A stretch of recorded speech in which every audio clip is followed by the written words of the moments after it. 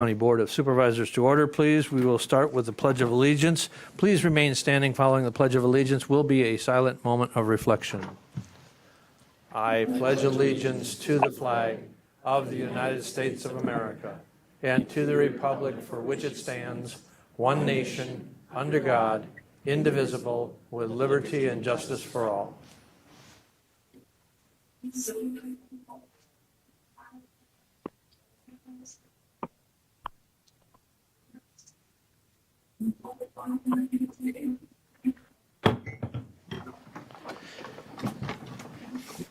Thank you. And we'll have the reading of the notice, please.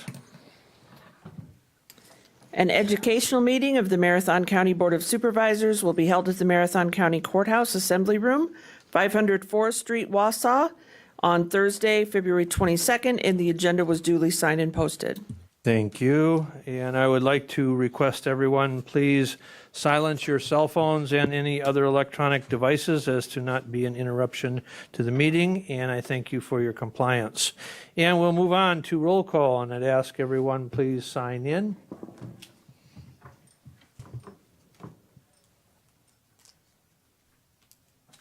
Supervisor Hardinger, I'm not going to be able to sign in. I can mark you. Thank you. Oh.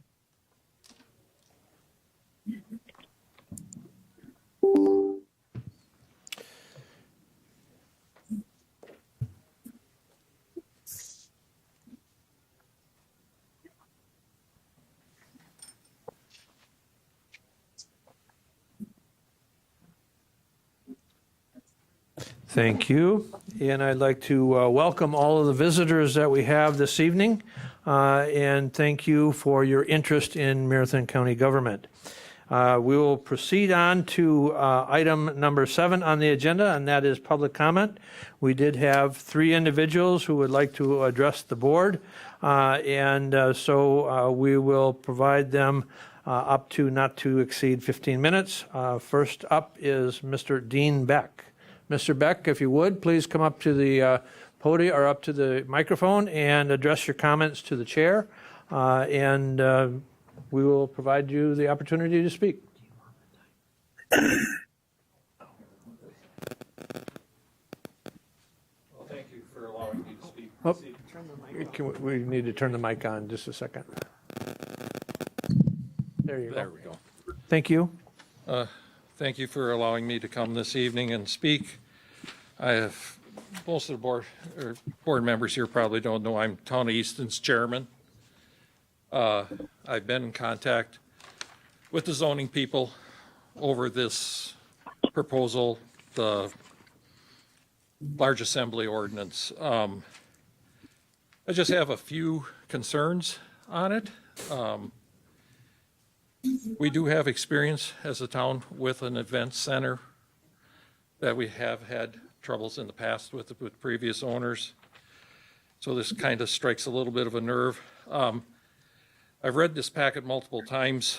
I understand the reasoning for the county wanting to adopt an ordinance such as this. I'm a little concerned with the lack of town input because this will be affecting all your unincorporated or basically your townships. From what I read in here in the proposal, someone can come try and apply for a large event permit. The county will grant it to them. I don't see anywhere in there where the town is even a part of that until after the permit is granted. It gets sent to our clerk, and then at that time we have 5 days to come up with our concerns or reasonings for not holding it. I think it's a little backwards because I'm the first phone call from people, and I don't like it when I don't have answers. And my big concerns with it is, 3,000 plus people, the impact that would have on our rural fire department to try and provide, because that is part of our job, to provide safety. Our fire chief is very concerned about this, and so am I. The other thing is, one of one thing that jumped out at me is hours. No assembly or accessory activities other than permitted camping will take place between the hours of 2 a.m. and 6 a.m. Now, I'm sorry, we live in a pretty quiet community in town of Easton. We're 10 miles out of town. We did our long-range planning maps years ago, and I don't have a single report in front of me or available to me where anybody said they would love a large event in their backyard and only have quiet for 4 hours. We do have the Q to Z Expo. We did put restrictions on it. They have to be done by 11 o'clock at night during the week and 12 o'clock on weekends to allow the public to have quiet time.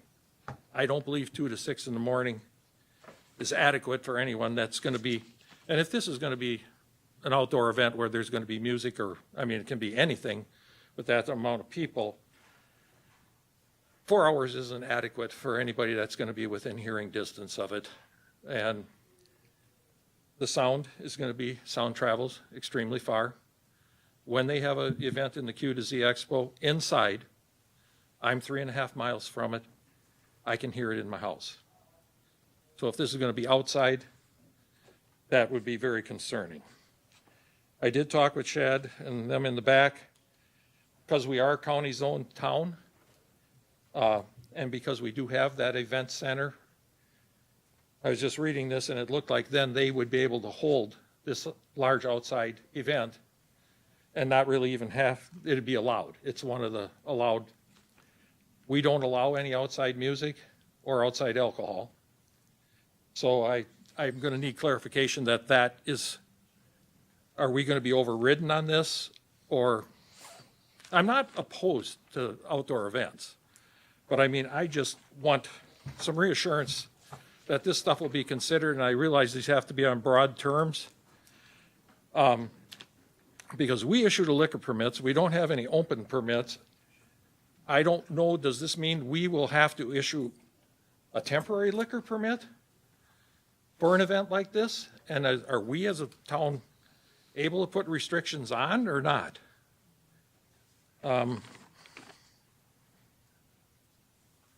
But the biggest concern I have is the volume of people, and I don't feel that it's the town's, it shouldn't have to come out of my taxpayers in the town of Easton's pockets.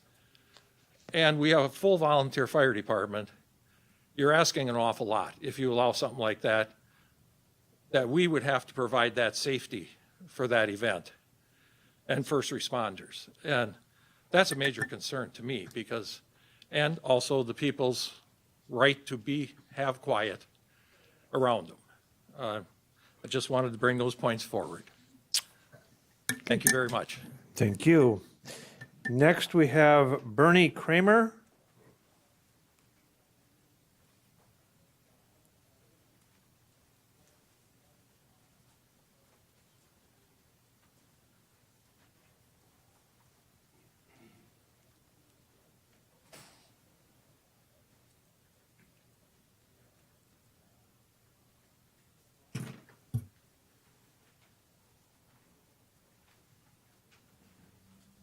Good evening. My name is Bernie Kramer, 2150 East State Highway 153, Kronewetter, and chairman and all members and county board members. My biggest concern is in this events updates, supposedly ordinance, and I've been going to this Edgar thing on and off as an exhibitor and as a spectator for 50 years, and I've seen it grow to where it is now, and there's been a lot of organizations like this that have shut down, and there aren't too many left. Edgar is really an example of a still growing situation, which they tweak every year to try to improve in some way or another. And it's a multi-event thing. And if you look around a little bit, it's about 80-acre parcel. And I call it Steam Show Village. And there are people that take a week vacation, and they're all committed to this, and they have the exhibits, they attend, and it really is a major part of their lives. And also, it isn't just the steam show. The marketplace they have there is remarkable, and that grows every year. Must be putting your 10, 15 acres, and it isn't just about old antiques, it's everything, garden, and so many different houseware, you name it. And it would take you a day to walk through that display of people who really put on a good display. And also, you know, this your so-called music thing, and that's a whole separate entity again. They've refurbished the barn there, and also, I mean, the bands they have there, people come from miles away just for the music. They aren't the hell with the steam show. I mean, this is what I come here for, and they're never disappointed. And these bands have to be contracted for a year or more in advance because you just can't spur the moment to just get out there and contract for them. And another thing I have to say, they've done a heck of a job of getting off Highway N. I mean, that used to be a troublesome spot. Pedestrians, traffic in and out. But since they've changed their traffic pattern there and stayed it with Town of Wien, they've done one heck of a job, and it really has made a safe in and out place as far as traffic is concerned. And also, as far as the Sheriff's Department patrolling, I mean, I have yet ever seen a sheriff's deputy on the grounds. Never. As long as I've been going there, and or even on the road, there's been such good traffic control by these volunteers. It's been extraordinary, and they do such a good job. You know, I'm worse than Biden is. He don't use a cane yet, but I mean, I was stumbling around there last year, and a little four-wheeler came and said, "You need a ride?" I said, "Yeah, I'm going. Can you take me to the disabled parking lot?" Well, I hauled my rear end over there. You know, they're so accommodating, you know, with their services and understanding, and the whole so-called climate, the culture is just self-promoting, and people connect with one another, and I'm just damn thankful that they keep going. And I think what they should do, I'm going to quote from Record Review here. They say that maybe that the organization should get together with this here committee or whatever you want to call it, and sit down and try to really thrash out the things that they disagree on and agree on, and try to make it easier. Maybe you don't have to put this in effect this year. That's the only one that's out there that you're going to regulate. So delay the sunset thing, that don't cut it with me. Do it up right. If you're going to do it up right the first time, and take time to do it. And I think it would everybody be happier, and that's the important thing. Keep everybody with a smile on their face. Thank you. Thank you. Next, we have Greg Samborski.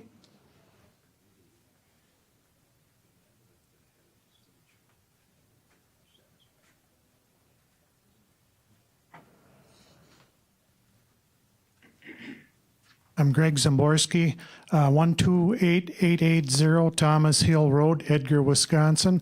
I'm president of the North Central Wisconsin Antique Steam and Gas Engine Club. As was stated, we've got quite a sizable event out there at Edgar. I've been going over the drafts as they've been tweaked, and I've got a couple of concerns yet. One of them is under application number 11. Item D, a list of names and addresses of all adjacent and opposite property owners within 2,640 feet or half mile of the parcel of property upon which the assembly is to be held. I look at that and I go, well, if the county wants to know who our neighbors are, all they have to do is consult a plat book. I mean, why should our club have to provide the county with all the neighbors? I would think that would be, you know, common knowledge. And then the other concern I have,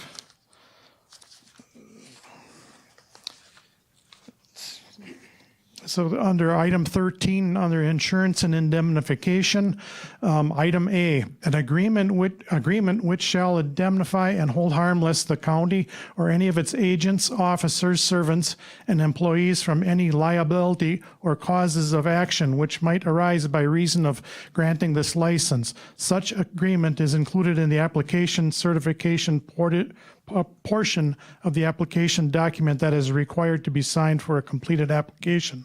The way I understand it, our club has to sign off and hold a county harmless from any actions of their agents and officers or servants. And that, to me, doesn't make sense. Why do we have, as a club, have to sign off on anything the Marathon County, employees or people have to do? I mean, to me, I don't quite understand it. But those are the two main concerns that we had tonight. Okay, thank you, Greg. Those were all of the individuals who have signed up to publicly speak.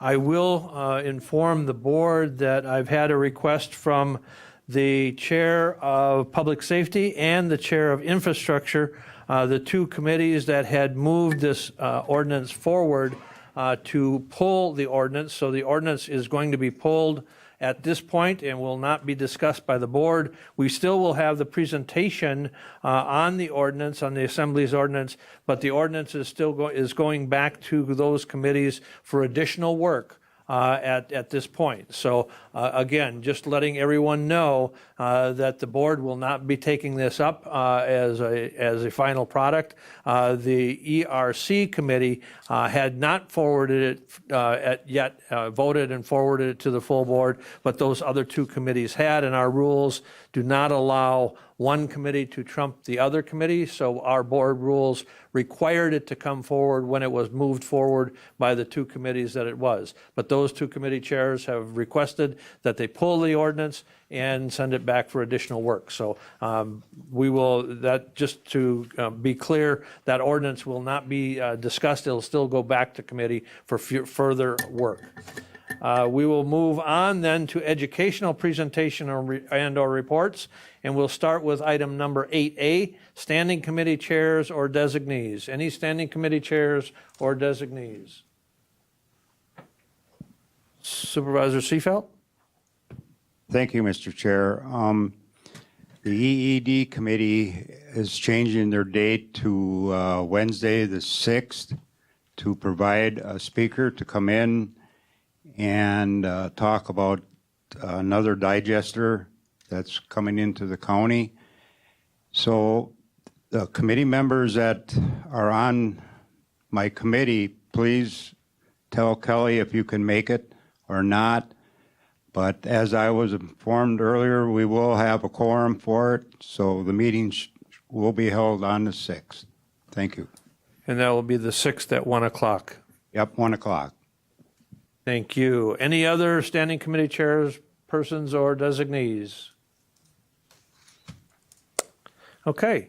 We will move on then to item 8B, a presentation on the Assembly's ordinance, and we have the director from the CPZ, Conservation, Zoning, and Planning and Zoning, Ms. Kimmons, please. All right, as Lori makes her way up here to do the lion's share of the presentation, I'll kick us off.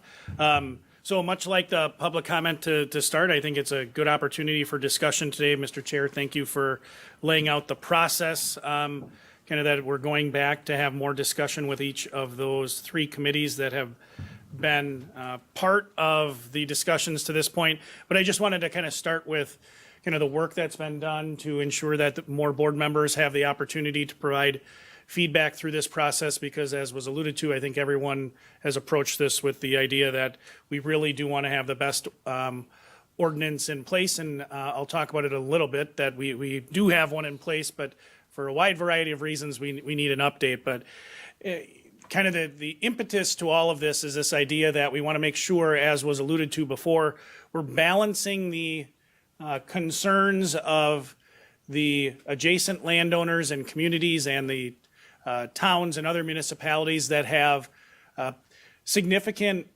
interest relative to public services, whether it's roadways, that was alluded to with roadway usage or emergency services, with the real need to ensure that we do allow for events that are really vital to our community culture and character, like the Edgar Steam Show and the Taste and Glow has been referenced, that we allow a way for those to really flourish. I think that that has been the, really since 2019, the focus of this effort. And why do I say 2019? Because that's actually when this was first raised. It was raised both at the Infrastructure Committee at that time as well as Public Safety, that we were having more events. And pre-pandemic, if we can all think back to those wonderful days, we were having a lot more events and discussion about large outdoor events, whether you think about a marathon or a triathlon.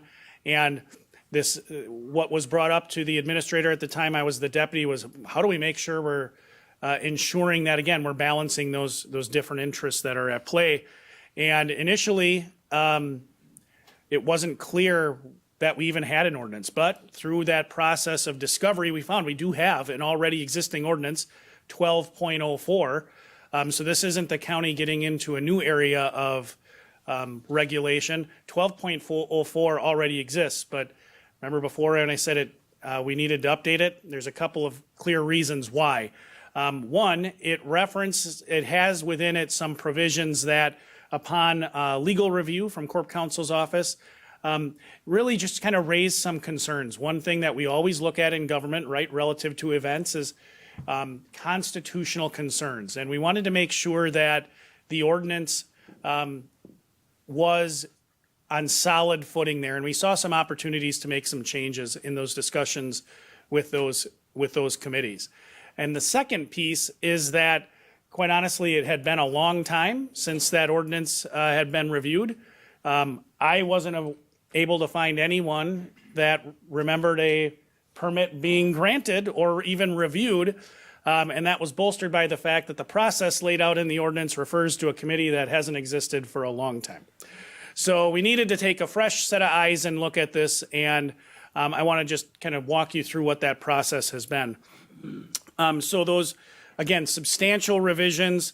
It was on my work plan, but as the board prioritized, this board prioritized that work plan, it didn't make the kind of the top cut of things to get to, but as was alluded to before by one of the public commenters, it's really a complex area because not only do you have the large assemblies ordinance, but it really does interplay with zoning. And you may recall we had a number of zoning revisions that the board approved, and it actually related to some of these event or conditional use permit provisions within our zoning code. So that, again, kind of raised the need for us to take a look at this. So I tried to find some capacity to have us undertake that process. And what we ended up working towards was having conservation planning and zoning, the department that works very closely with zoning, hence the name, take the lead on working with representatives of this board through a work group process. And I think that work group process has worked very well. Certainly we still have some work to do, as was alluded to, but representatives from infrastructure, public safety, and the Environmental Resources Committee have been meeting for some time to try to look at what does that current ordinance 12.04 have that we really need to update. They've done a lot of work about looking at existing ordinances from other counties and found ways and areas to address. And as I alluded to, there's still work to be done at that, whether it's the work group or the individual standing committees.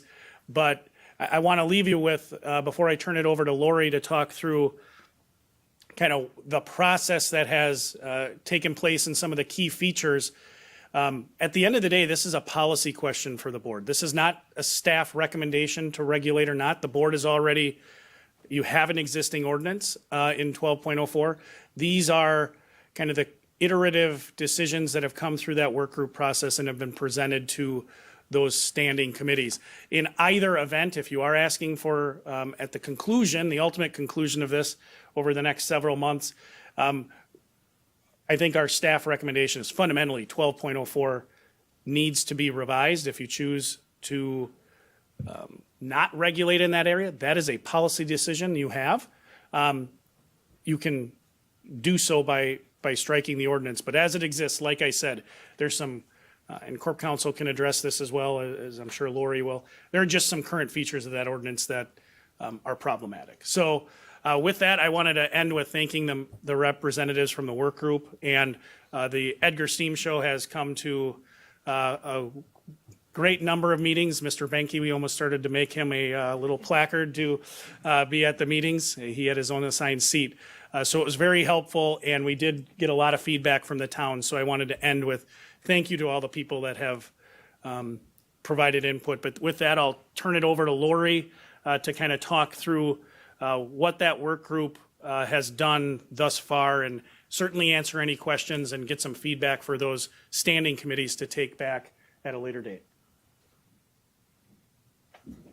Thank you, Administrator Leonard. So as Administrator Leonard mentioned, we did form a work group with those representation from ERC, Public Safety and Infrastructure. In addition to that, we had Marathon County staff from my office, CPZ, Emergency Management, the Health Department, Parks, Recreation and Forestry, Highway, and the Sheriff's Office.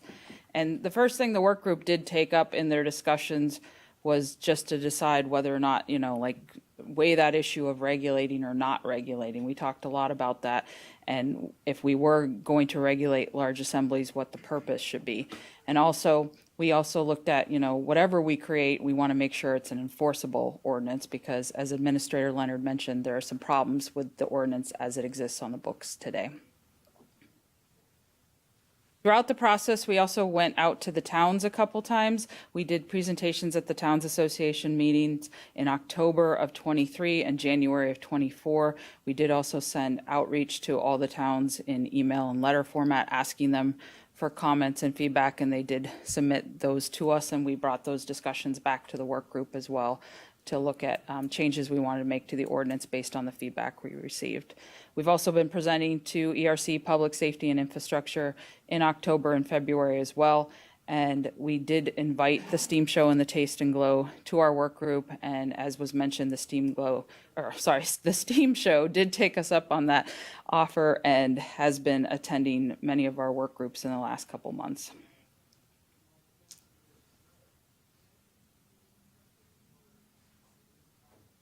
So the main purpose that the work group decided of the ordinance was to regulate the assembly of large numbers of individuals in excess of what the county resources can typically provide for as it relates especially to health and safety.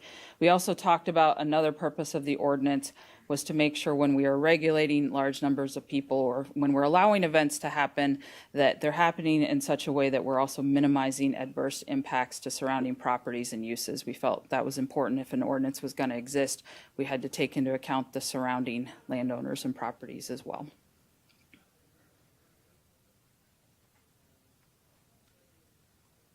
If this ordinance were adopted, and actually as it exists on the books right now, it is applicable to the unincorporated areas of Marathon County, and that would be regardless of zoning status. And again, we talked a lot about the why for why we would want to have an ordinance, and that would be to protect the people and resources of Marathon County.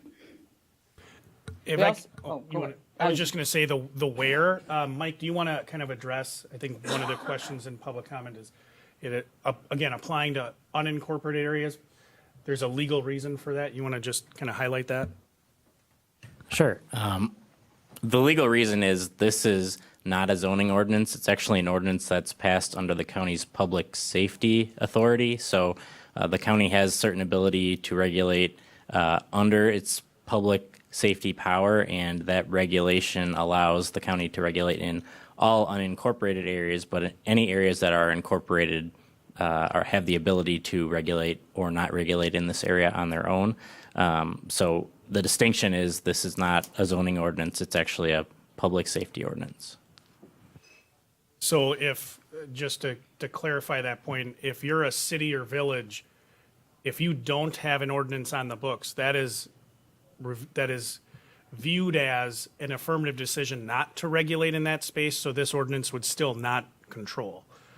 Likewise, if a city or village did have an ordinance, that ordinance, of course, controls what happens there. So if you think about the city of Wausau, they do have various ordinances that control this exact area, as do some other incorporated areas.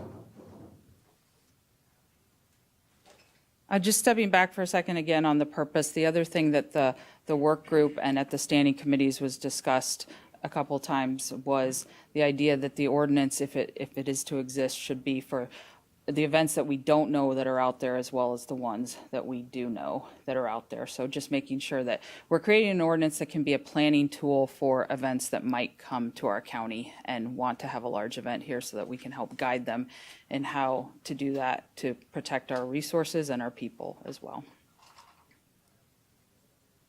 One of the first major discussions the work group had was about the threshold. So at what number would we start to regulate? It was decided that 3,000 was the number we would keep. That is actually in the existing ordinance, but we did provide some more clarity to that definition. We felt like the existing definition needed some more clarification. So the threshold is for 3,000 or more attendees at any one time or an aggregate over the course of 8 consecutive hours. So whether or not the event is going to hit that 3,000 in hour 1 or hour 8, it would still apply. So, and a lot of that came down to the fact that we were talking about the impacts to rural communities at that 3,000 level. So we felt like that should stay as our threshold. So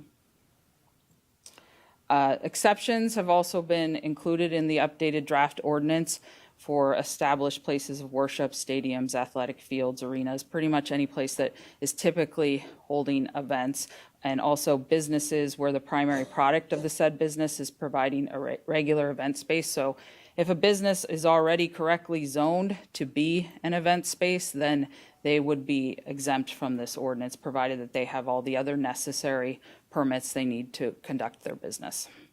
We also discussed, we've discussed that there could be options for standing events, at least in county zone towns, to pursue a conditional use permit.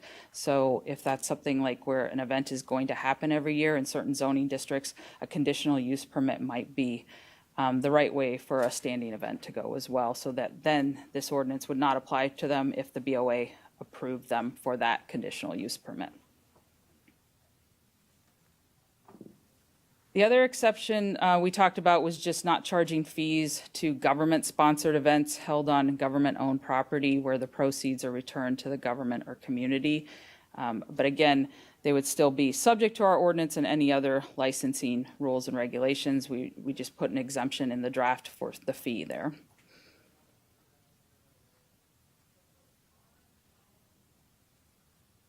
Added to this updated draft ordinance is an issuance and appeals process. So we did take a look at that in terms of what was the right timeline for us to be able to review the application and give the event holder a decision, but also allow for an appeals process and make sure that whatever we came to had logic and tied back to other processes we do within the county.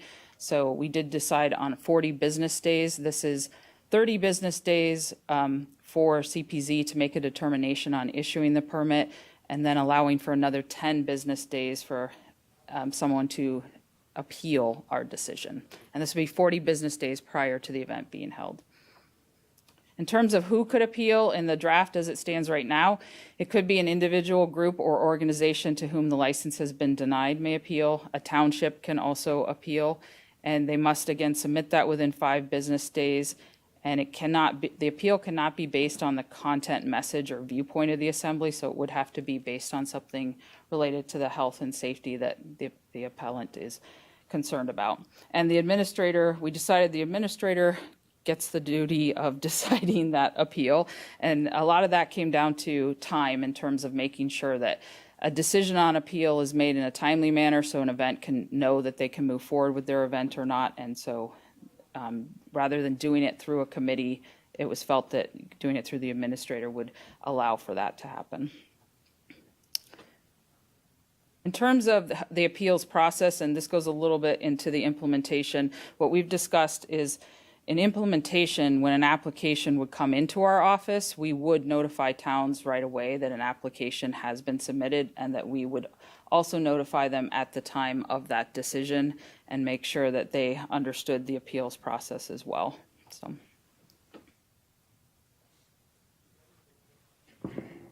There was, a lot of the comments we received throughout the process were related to implementation of the ordinance. So some of the things we have been working on to help that along are frequently asked question guides, resource guides, and example plans for an applicant who, so if a new event is coming in and they need some resources, need to be connected to something in terms of how they put the application together, how they put their event together. We're trying to make sure that we have those resources available because we definitely want to work with people coming into our county to plan safe and good events. So we want to make resources available.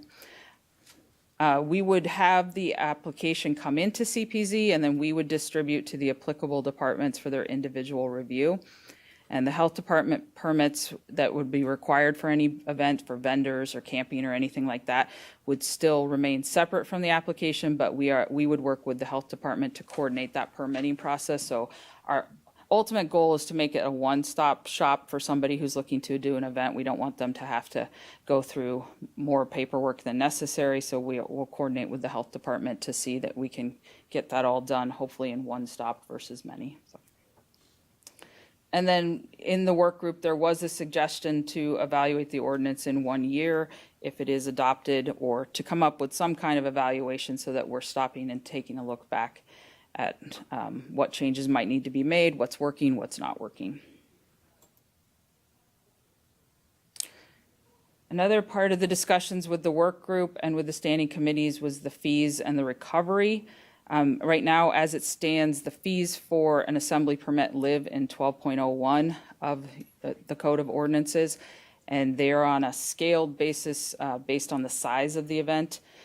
So it would be up to the county board to determine if they wanted to keep that fee, but we would suggest a fee for the application for the assembly permit. But again, that would be the county board's decision. We had discussed that, though, we think it should be one flat fee versus scaling it based on the size of it, because at some point it doesn't, the amount of work that goes into reviewing doesn't necessarily change if you go from 9,999 to 10,001. That's not really going to change. So.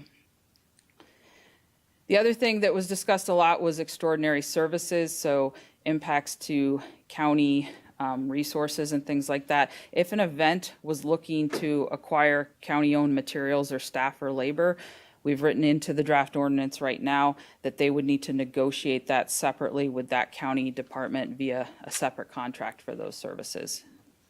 You want to add to that? Yeah, sure, I can add to that. That was one of the, when I talked about the genesis back in 2019, primarily at the infrastructure committee, but also the sheriff's office, we are getting these requests. If you think about a marathon or a triathlon, like, hey, we need barrels to do traffic control or signage, and there was a lot of discussion at the county board about, well, what governs that? And I mean, at the end of the day, the question is one of, and this was what was discussed through the ordinance, those are taxpayer resources going to an event, and ultimately the work group, rather than try to put within an ordinance something that said, hey, for this sort of event, it's this much, it said, hey, if you're going to ask for county resources, you don't need to. If you, for example, the ordinance refers to a security, there's a security section. You need to have a security plan, and it's envisioned that it needs to have a certain ratio of people that have training under DSPS, which is the Department of Safety and Professional Standards. They have to go through a $27 process that they get certified, and it's good for 5 years. Say you need three security personnel. You could use the sheriff's office, or a local police department, but you're not required to. But if you did approach our sheriff's office, this provision with the ordinance within the ordinance would say you need to have a separate contract for services to ensure that there's clarity around what we're providing and at what cost. So that was, again, one of those decisions of the work group. Rather than try to make an already complex ordinance more complex, just have a requirement that if the county's asked to do anything, there's a separate and distinct agreement. And I don't know if anybody from the work group wants to elaborate on that either. So in terms of next steps, as Chair Gibbs mentioned at this point, it was decided that it should go back to the committees for some, and the work group for some further work, but we did still want to give an update to the county board at this stage to try and get some additional feedback in terms of things you would like the work group to look at, discuss, what questions you have that need to be answered. As Administrator Leonard said, ultimately it's going to be the county board's decision. This is a policy question, whether or not you want to have regulate on assemblies and what that regulation looks like. But the work group and the committees are ready to do more work with some feedback from you all as well on bringing another draft forward. So, and with that, I'll take questions, and we'll all take questions up here. And some of my We'll open it staff, up too. to questions from the board. Supervisor Marash, please. Thank you, Mr. Chair. I just wanted to add, being on the work group, just for everybody to know that with an elaborate application process, we wouldn't have to redo that whole application again. So it wouldn't be that labor intensive. So I just wanted to add that.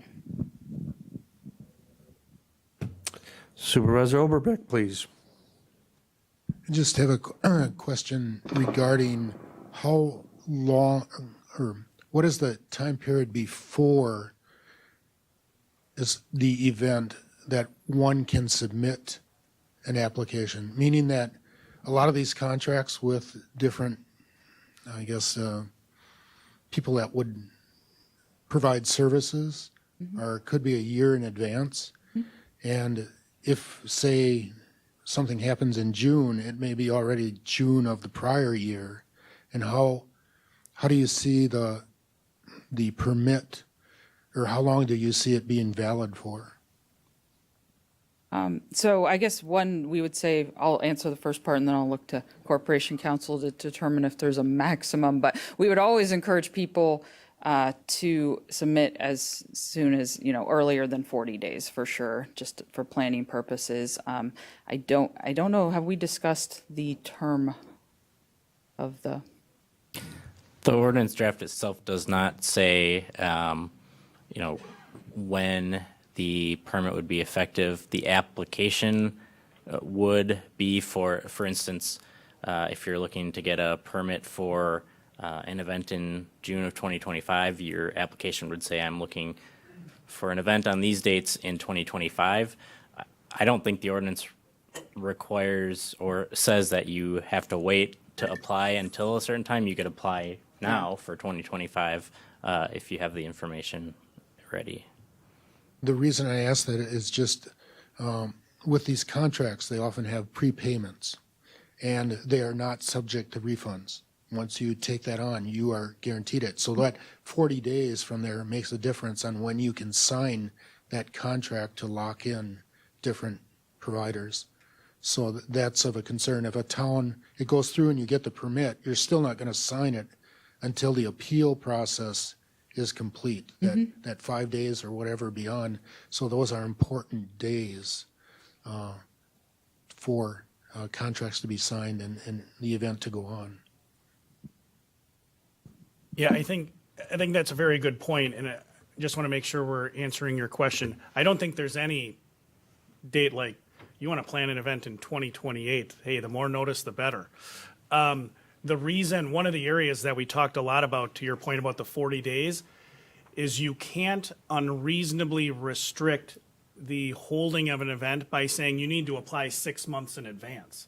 That's why we shortened that, the work group shortened that time period down, because again, the freedom of assembly is a constitutional freedom, and you can't unreasonably restrict it. So we tried to make that time period in which you need to give us that advance notice, that 40 days, is as short as we think necessary to actually do all the things that need to happen.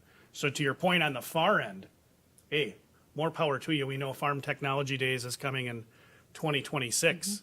Great. A lot of notice is really good for the event holder to apply for get all the contracts in place. It's also good for us to get all the plans in place. But the limit on when you need to apply under the current draft that the work group put together is you need to apply at least 40 days before the event. Am I saying that right? Yes. Lori? Yes, 40 business days. So Just a follow-up on the contracts. How many you know, how would you handle amendments or additional information on, say, providers of services or whatever during that year, because you have a year still of planning that you have to do for these events. So a larger event like Taste and Glow was a process that had to go through many months of planning and contracts that if that event did not happen for some reason, that event would end up bringing up all that money to pay those basically penalties for not going ahead with those contracts. I think from the initial approval of the permit, we could work with them on those, like changes in vendors, things like, but things like that, so, yeah. I'd posed a question to Corp Counsel to address one of the questions I think that was raised during public comment as far as does our ordinance require municipalities to provide additional services to an event at no cost? I think, and so I'd invite the administrator, at least or the Corp Counsel to address that question. Sure. Our ordinance does not require municipalities to provide services in response to an event. If a specific event is going to require additional extraordinary services, they have the option of, as Laura was indicating, contracting with the county to provide some of those services. I think important to note is without any ordinance regulating special events in unincorporated areas of the county, someone can hold a special event in an unincorporated area of the county right now, and there wouldn't be any of these restrictions on. So that event could call for certain services to be applied, and there wouldn't be any regulation on that. So this doesn't create that additional requirement for municipalities to provide, but it does give that option of contracting with the county for extraordinary services. Supervisor Baker next, please. Thank you, Chair Gibbs. And thank you to the staff and members of the work group for all the work they put into this. I am not really certain that I would support us regulating in this area, but that's for future. I would like to make a comment on two of the parts of the ordinance, just for the purposes of hopefully perhaps clarifying some issues. So reading 10A and considering a facility like Q and Z, which was brought up in the public comments, I would think that 10A exception would essentially say that Q and Z would not fall under this ordinance. I doubt that that's the intent, but I would say it's a regularly established permanent place of similar to a fairground auditorium, so other similarly permanently established places of assembly. And the seating capacity is, not very well defined, but it says seating capacity of the structure or location where the assembly is held. So if I was an attorney for such an establishment, I would definitely be saying that I'm not fall under this ordinance. So if that's an intention, that would be something that you may want to look at. The second item is to do with the 40 days. I realize that you can do that ahead of time, but the way it's been presented and discussed, and I'm not sure if the wording, I'll have to look at that again, but if I know very little about event planning, but if I was planning an event, I can't imagine that I could plan an event, apply for a permit 40 days ahead of time, know 5 days ahead of time before the event whether I have a permit or not, and then expect 3,000 people to make their plans within those 5 days. So that doesn't seem to be really a reasonable, like the way we have it phrased. I think that needs some thought, because that doesn't seem like that's at all practical to me. So thank you.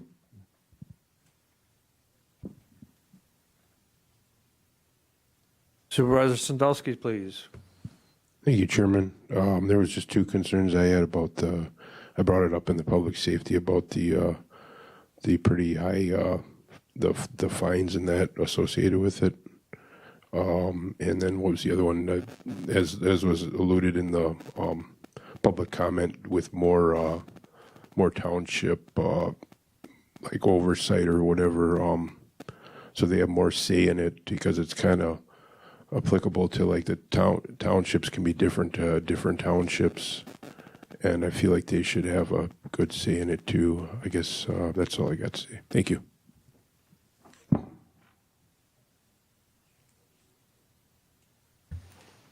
Sure. I'd ask Corp Counsel to address at least some of that. Sure. I just think it's important to note regarding the input from the towns. I think the process in this current draft allows for the exchange of the information about the application with the towns and an opportunity for feedback. Ultimately, this is an ordinance under the county's public safety authority. It's not something that the towns are able to regulate. Additionally, special events or any types of events can't be regulated solely because of what the event is about.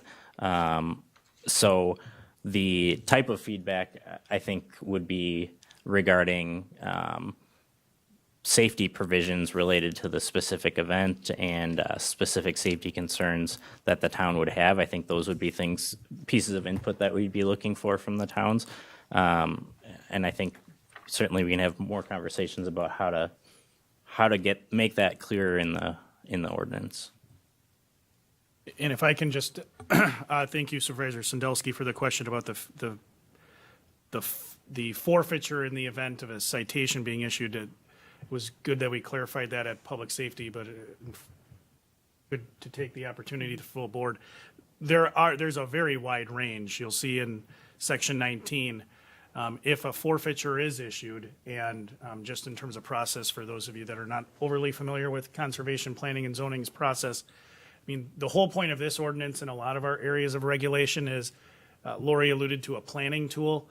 I mean, nobody wants to issue a citation. It's to help people plan events in a very safe and productive way. Forfeitures wouldn't be imposed if, I think the example we used at our work group was like, how would we handle if the person thought 2,000 people were going to show up and something went viral, which is all the rage, I guess. And my God, we have 5,000 people show up. You know, we understand that, and I think that's been conservation planning and zoning's approach is, okay, let's, through the planning process, ask those questions. Hey, what happens what are you going to do if double the people show up to what you're thinking? And if that happens and it's unreasonable to have predicted that, I don't think we're in a position to want to issue a citation. But even if if the individual, if your question is, well, sure, but maybe the next Lori or her staff member aren't nearly so nice and understanding. Individuals that are issued a citation always do have the opportunity to go through the court process. Having been a former prosecutor, I mean, I can tell you what the fines are, and Mike can tell you what the fines are for any whole host of things that are forfeitures or crimes. Ultimately, if someone thinks it's unreasonable, they have all the recourse in the world to challenge that and go in front of a judge to ultimately, not only one, contest whether or not they violated the ordinance, but then even if they did, contest what the appropriate forfeiture amount is. I don't know, Mike, if there's anything else you wanted to add on that. I think our goal is always just to encourage people to come and talk to us too. So if that gets their attention, so they'll come and talk to us about their event, that, we'll have that conversation with them to make sure that they're, if we don't think they need that permit, then we won't send them down that route. So. Any other questions or comments? Okay. Again, just to let everyone know, the chairs of the Infrastructure Committee and the chair of Public Safety has requested that that item be pulled and sent back to those committees for additional work. And ERC has also not moved it to the full board at this point. So there still will be additional work at those committees in taking all the considerations and all of the discussion that took place today will also be, I'm sure, reviewed by those committees. So we'll move on to the review and discussion, under item 8C, educational update on the Marathon County's participation in Uniquely Wisconsin program. And the administrator has a presentation. Thank you, Mr. Chair. This is going to be fun. I put in your packet the cover. I'm sure everyone has seen the Wisconsin Counties Association January issue. I just wanted to give you an update on the Uniquely Wisconsin program. As background, in January of 2022, this county board approved the authorization for participation in the program. That's a partnership between the Counties Association and Discover Wisconsin, allocating up to $60,000 of our American Rescue Plan Act allocation. We were actually one of the early adopters, and I'm not going to read the article that I that Kim was able to put in the packet, but the program allows for really the counties to kind of really try to highlight local people within Marathon County or any of the counties, local businesses to really talk about that culture that we really were talking about with events as well.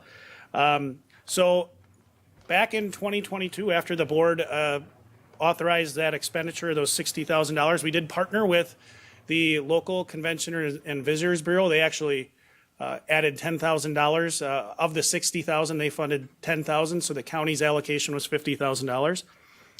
The local CVB had a representation, had a representative that worked with Supervisor Hart from the county board. He was the representative.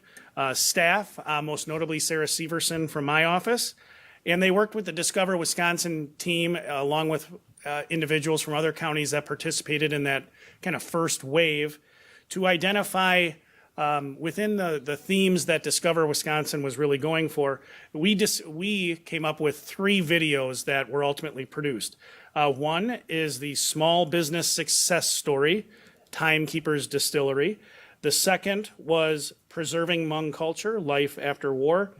And the third is Farm to Table Pizza's The Little Red Barn. And if you want to see, they are all available on the Uniquely Wisconsin, Discover Wisconsin YouTube page. So if you search that, you can go to that page. All the videos are very well done. You can see there's quite a long list up on the screen before you. Very well done, whatever county they were from. I will say, being a little biased, I do think our 3 videos are the best. The Hmong culture video that I referenced actually has the most views of any of the videos on YouTube.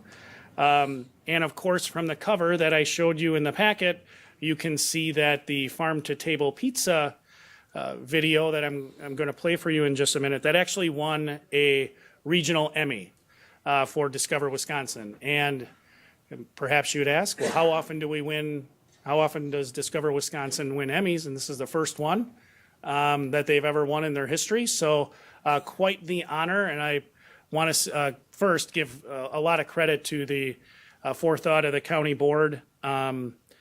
It really, coming out of the pandemic, this was one of those initiatives through Wisconsin Counties Association to kind of really highlight the people, the places, the culture of all of the places within Wisconsin, showcase those unique experiences, much like we were talking about with our event ordinance, and really help demonstrate the strong economy, vibrant economy. So the video is about 6 minutes, if you bear with me. But for those of you that haven't seen it, I'll play it. And then, of course, I really do encourage you all to go to that YouTube page and take a look at the other videos. They're very well done. This is a place where you can experience the iconography of Wisconsin. We've got this little red barn on our license plate, right? this is that.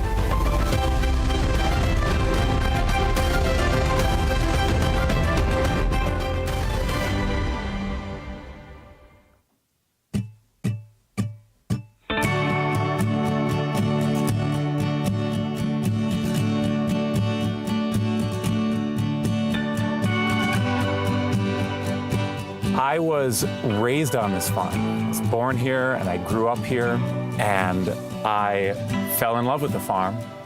I wanted to come back to the farm in some way.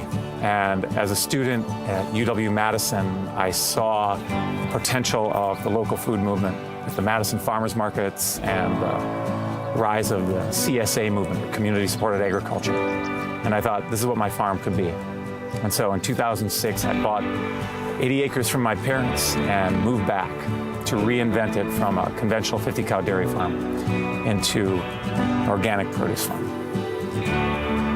Intergenerational support is the key, I think, to any successful family farm. And my parents made it possible for me to have this farm, and then they've been here with me throughout it.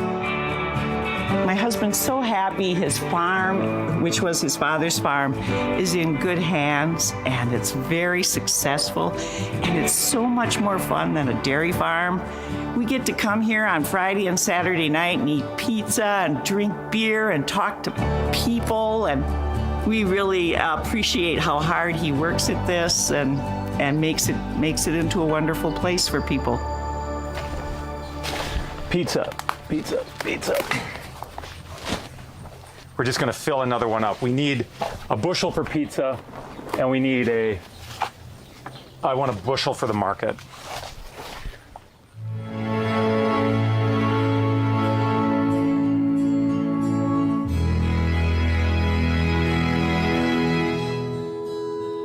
The reason people come out to the northwest corner of Marathon County is because everything on your pizza comes from the farm. So everything is from about 750 feet away.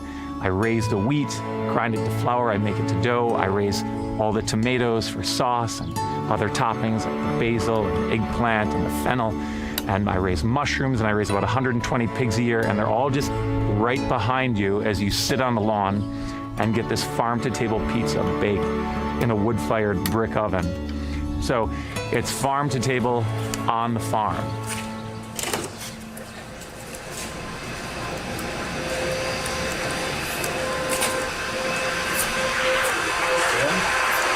There you go.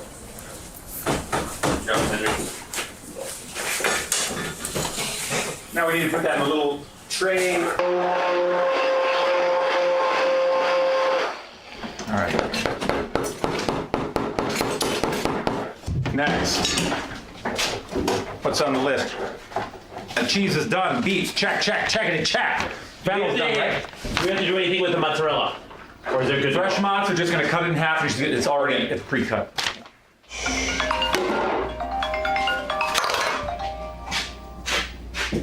Hello, this is Tony. It's Tony Akers. Okay, and now it's going to be busy tonight, so I recommend you bring your own table and chairs. If you're coming at 5:30 when the rest of the world comes. Do you want to bring on mushrooms, peppers, check. Hello, this is Tony. It's Tony Akers. Knowing Tony is an intense and focused person. He is theatrical. He values his farm, and he values what it means to the community and to his family.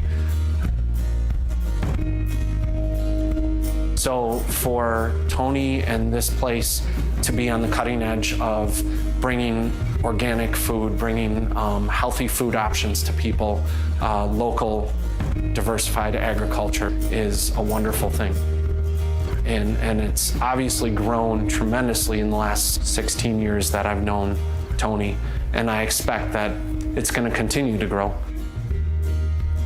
That's one of the things I'm most proud of in terms of what Pizza on the Farm offers Wausau. Is like, come check this out. We're going to drive you to the middle of nowhere and people don't know where they're going, and then they show up and there's like a party on my lawn on a like iconic Wisconsin family farm.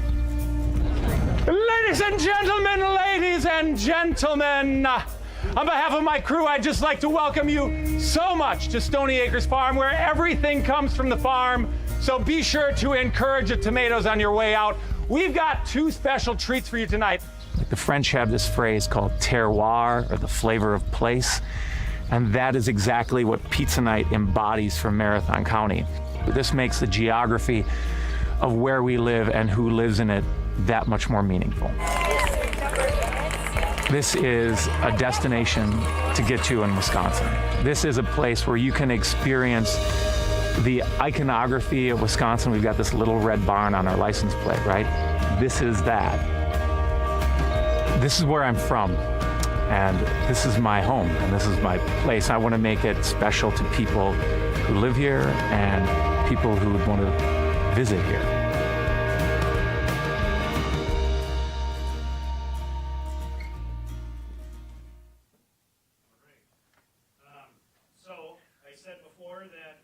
I said before that we won an Emmy, so if you ever want to hold an Emmy, Chair Gibbs was presented.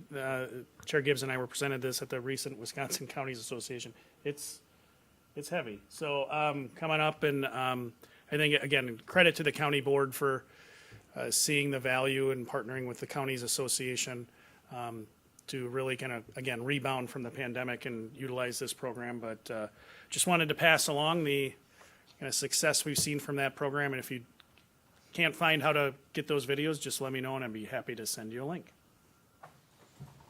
Okay, so I think congratulations to Marathon County for a great job, and to Uniquely Wisconsin for doing a great job.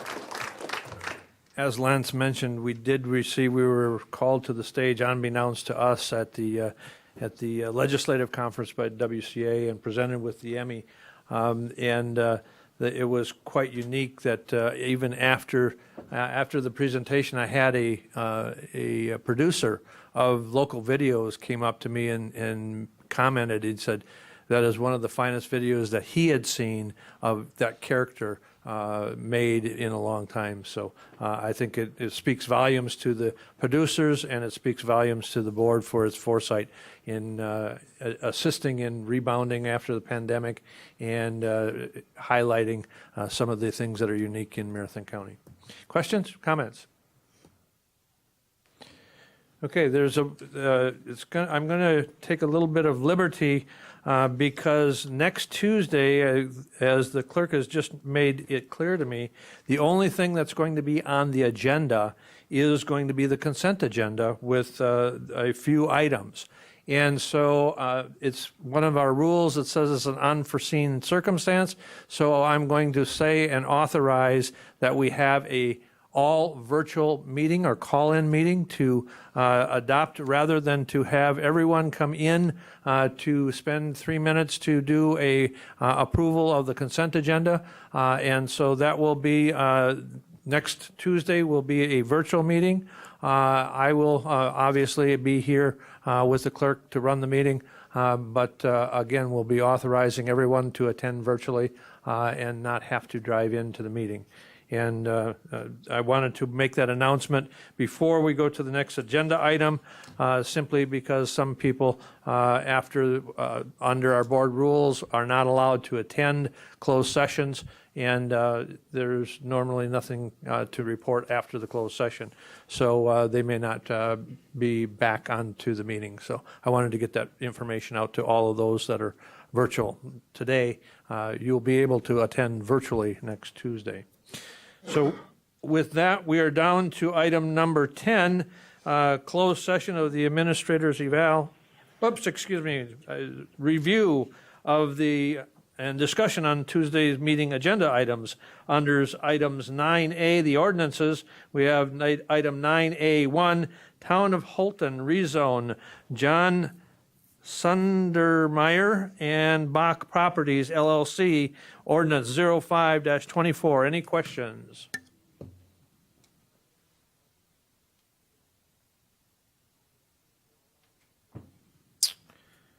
And next we have item 9A2, Town of Holton rezone, Lawrence Olson and 4 Bach Properties, LLC, Ordinance 0-6-24. Any questions on that ordinance?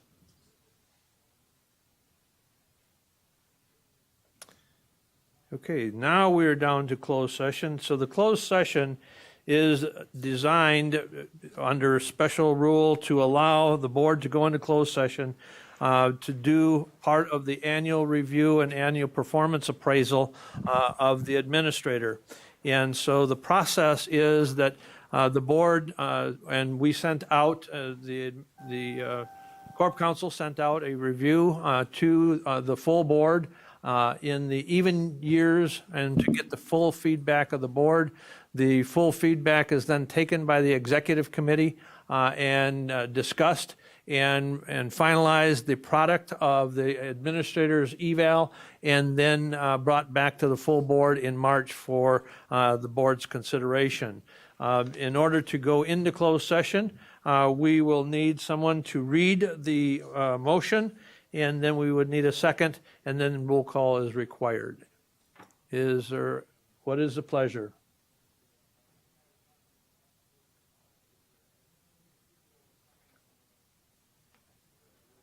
Supervisor Lemmer, if you would be so kind with the motion. I'll make the motion to go into closed session with a roll call vote required pursuant to Wisconsin State Statute 19.85 Sub 1 Sub C for the purpose of considering performance evaluation data of any public employee over which the governmental body has jurisdiction or exercises responsibility, to wit, evaluation of the county administrator.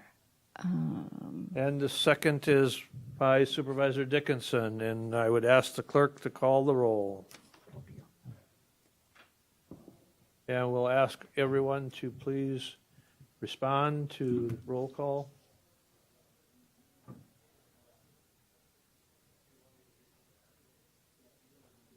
Again, just an announcement to any of those individuals that are attending the meeting via WebEx. Per our rules, the individuals attending by WebEx will be put in the waiting room if the closed session motion is passed, and will be returned back into the open session upon completion. So I need, go ahead, let's. Need a vote from Supervisor Hart? It's not on here. Supervisor Unger?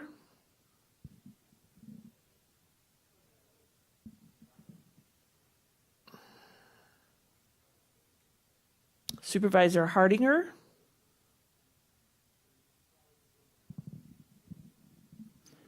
Supervisor Mask? Supervisor Gonnering? Supervisor Longenhan?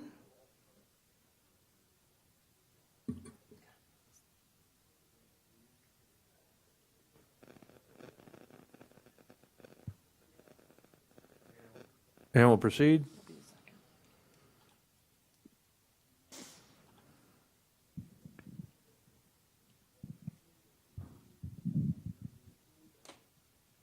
And proceed. And the motion is carried, and we will now have public TV turned off. And then I would ask the Corp Council to remain in the room. We will not be using the mics that does carry outside of this room.